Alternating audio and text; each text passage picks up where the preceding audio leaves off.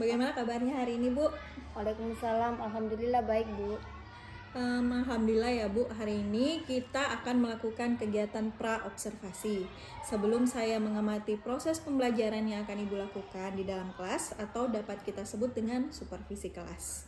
Tujuan dalam melakukan supervisi di kelas adalah untuk mengetahui dan mengevaluasi jalannya kegiatan pembelajaran yang Ibu lakukan. Dan adapun tujuan percakapan pra-observasi yang kita lakukan saat ini adalah sebagai persiapan awal sebelum Ibu melakukan kegiatan pembelajaran, agar lebih siap dan percaya diri sehingga dapat memberikan pembelajaran yang terbaik bagi murid di kelas Ibu. Sebelumnya, saya akan memberikan beberapa pertanyaan kepada Ibu. Yang pertama adalah apa tujuan pembelajaran yang ingin Ibu capai? Adapun tujuan pembelajaran yang ingin saya capai, Bu, yang pertama itu anak dapat mengekspresikan kebutuhannya, contohnya rasa lapar, tidak nyaman ketika sakit, dan lain-lainnya. Terus, anak menyebutkan contoh perilaku baik, anak mampu bermain berdampingan bersama teman, anak berpartisipasi aktif dalam kegiatan yang banyak melibatkan motorik, halus, dan taktil. Anak menyebutkan dan membedakan rekaun teks.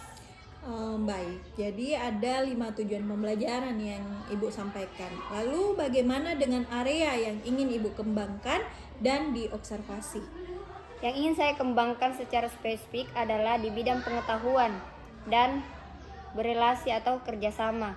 Dalam bidang pengetahuannya itu, dalam menyebutkan contoh rekaun teks, dalam kemampuan berelasi yaitu anak dapat bermain berdampingan bersama teman. Lalu untuk mencapai tujuan dan pengembangan tersebut, rancangan pembelajaran yang akan Ibu lakukan di dalam kelas mungkin dalam strategi, model, atau metode pembelajarannya? Baik Ibu, untuk strategi yang saya gunakan adalah pembelajaran berdiferensiasi dan dikaitkan dengan pembelajaran sosial emosional. Saya akan melakukan kegiatan pembelajaran dengan model kelompok, di mana saya akan membagi anak beberapa kelompok sesuai dengan kemampuan dan kebutuhannya masing-masing.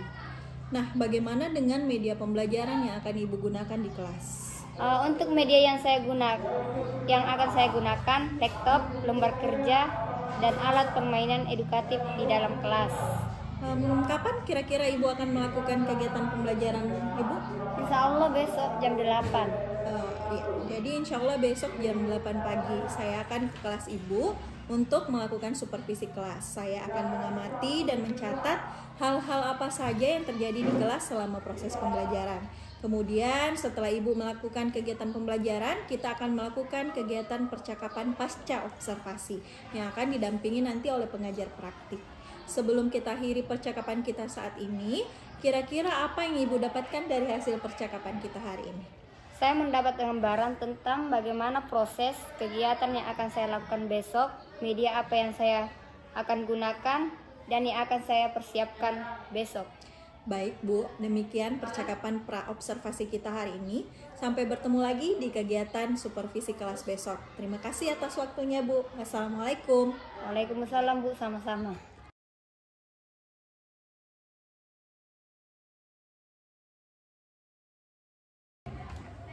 Assalamualaikum Bu pengajar praktik dan Bu Rosmawati. Bagaimana kabarnya hari ini Bu? Alhamdulillah baik Bu. Alhamdulillah ya Bu, saat ini saya akan melakukan percakapan pasca observasi dengan memberikan beberapa pertanyaan kepada Bu Rosmawati terkait pelaksanaan observasi proses pembelajaran yang bertujuan untuk mengevaluasi sejauh mana proses pembelajaran yang sudah Ibu lakukan di kelas. Pertanyaan pertama adalah bagaimana perasaan Ibu terkait pelaksanaan observasi atau kegiatan supervisi yang sudah dilaksanakan kemarin? Pada awalnya saya merasa tegang ya, karena kebetulan saya baru diberikan tanggung jawab sebagai guru kelas yang sebelumnya adalah guru pendamping. Tapi alhamdulillah ya Bu, proses observasi tetap berjalan dengan baik. Bisa diceritakan kembali Bu, area pengembangan apa yang Ibu lakukan di dalam kelas, kemudian langkah-langkah pembelajaran apa yang sudah Ibu lakukan di dalam kelas?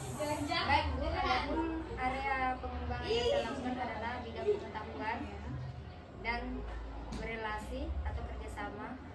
Dalam bidang pengetahuan, anak sudah dapat menyebutkan contoh rekaun teks, dengan berbagai media atau sesuai dengan kemampuan anak masing-masing. Menyusun kalimat, membuat kalimat recount teks. Dan tahapan yang telah saya lakukan sebelum pelaksanaan kegiatan pembelajaran adalah melakukan asesmen awal untuk mengetahui minat peserta didik, membuat RPP dan menyiapkan bahan untuk kegiatan pembelajaran. Nah, apakah area pengembangan yang Ibu lakukan sudah berhasil dilakukan di dalam kelas atau tidak? Alhamdulillah sudah berhasil, Bu. Namun masih ada beberapa yang kurang. Menurut Ibu, apa masih kekurangan ini dan apa kendala yang Ibu hadapi saat pelaksanaan kegiatan? Kendala yang saya hadapi adalah masih ada beberapa peserta didik yang sibuk sendiri, kadang itu menggambar, bercerita dengan temannya. Nah, kendala yang Ibu tadi paparkan, kira-kira apa penyebabnya munculnya kendala seperti itu, Bu? Kenapa ada murid yang kurang berpartisipasi aktif dan melakukan aktivitas lain terdistraksi terkait dalam kegiatan pembelajaran? Saya rasa murid yang terbiasa bermain secara individu atau murid yang sedang bermain sendiri adalah penyebabnya.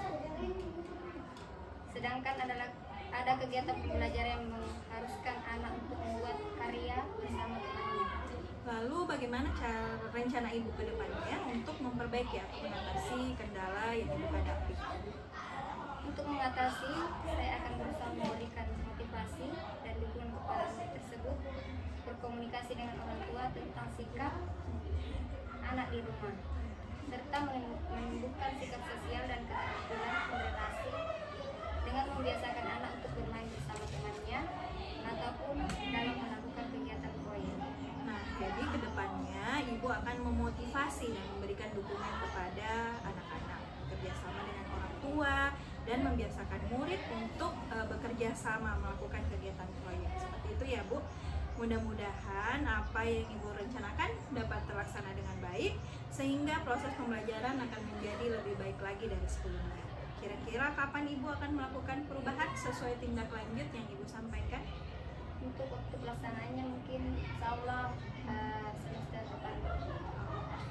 Nah, baiklah Bu, terima kasih banyak atas jawaban-jawabannya. Mudah-mudahan apa yang Ibu rencanakan bisa secepatnya terrealisasi. Baiklah, saya akan memberikan kesempatan kepada Ibu Hamsiat selaku pengajar praktik untuk memberikan umpan balik atau tanggapan pada kegiatan observasi dan juga pasca observasi yang telah dilaksanakan. Baik Bu, Ibu Melisa selaku CPP dan pengamat, terima kasih luar biasa tanggapan pasca observasi yang dilaksanakan hari ini. Ibu Melisa sebagai CPP juga sudah mampu memberikan pertanyaan-pertanyaan terkait untuk menggali informasi lebih dalam dari Ibu Ros sebagai guru yang diobservasi. Begitupun sebaliknya, Ibu Ros sudah bisa memberikan jawaban-jawaban yang tepat ya. Ibu Melisa juga ini, kalau saya perhatikan percakapannya lebih keren sekali isinya. Ibu Melisa sudah mampu menuntun Ibu Ros untuk menemukan solusi-solusi atas masalah yang dihadapkan di proses pembelajaran. Artinya apa yang kita lakukan hari ini itu sudah berhasil dan sesuai dengan tujuan yang kita laksanakan percakapan pasca observasi. Mungkin cukup yang bisa saya berikan hari ini. Terima kasih banyak Bu Hamsiat selaku pengajar praktik atas umpan balik yang konstruktif dan juga tanggapan yang Ibu berikan. Jadi saya akhiri percakapan kita hari ini.